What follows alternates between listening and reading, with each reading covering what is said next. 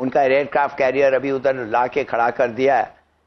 तो हमने अब देख लिया है कि वो कर रहे हैं कि ये जो जंग शुरू हो गई है ये कैसे लड़ेंगे, कि उनका जो फौज है हमारे से ज्यादा 4 गुना, उनका जो एयरफोर्स है हमारे से ज्यादा 6 गुना, उनका नेवी जो है 8 गुना।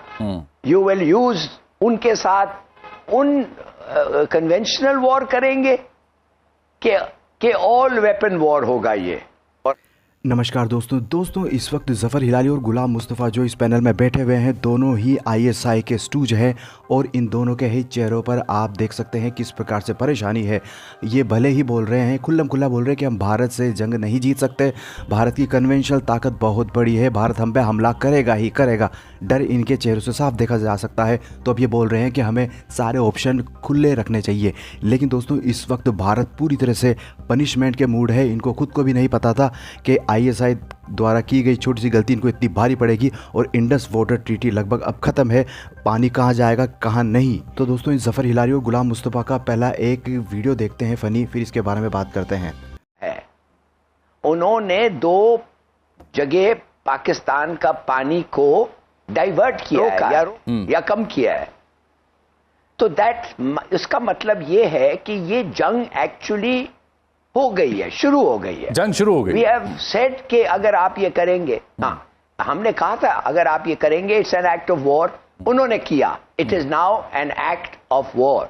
अब आप मुझे बताएं कि ये जो जंग शुरू हो गई है ये कैसे लड़ेंगे?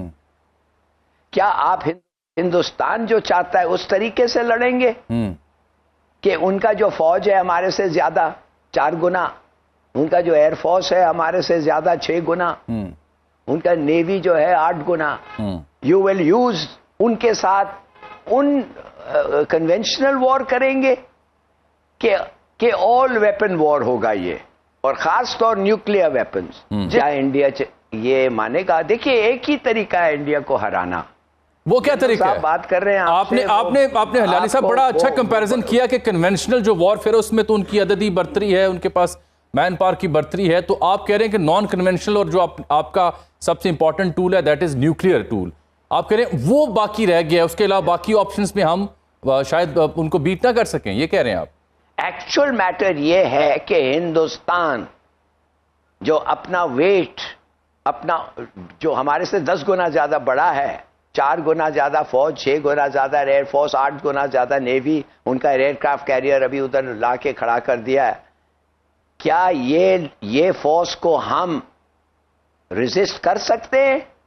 बिल्कुल कर सकते हैं। करके दिखाया? कर सकते हैं। नहीं दिखाया। किधर दिखाया है? किधर दिखाया? अभी तो 100 बिलियन का इन्होंने अभी वेपन्स जो लिए हैं, ये किसके लिए लिए हैं? ये इंडिया ने ये हर जगह जाके जो तैयारी लगे, किस लिए भाई? ये तो पाकिस्तान के लिए लिया है।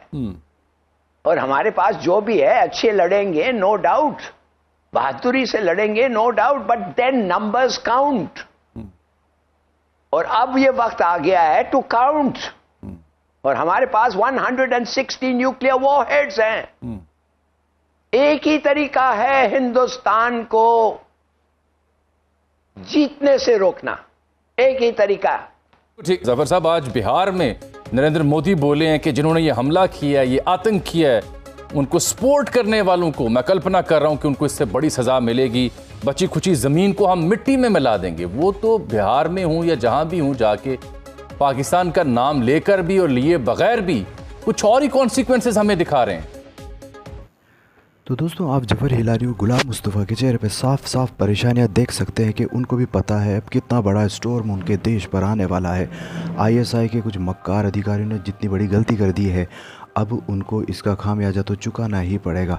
भारत ने अपना INS Vikrant aircraft carrier Saudi Arab में डिप्लॉय कर दिया है और भारत ने पूरी तरह से ओपनली चैलेंज करके नरेंद्र मोदी जी ने बिहार में बोल डाला है, वो भी इंग्लिश में, कि भारत इस बार अच्छा खासा सबक सिखाएगा।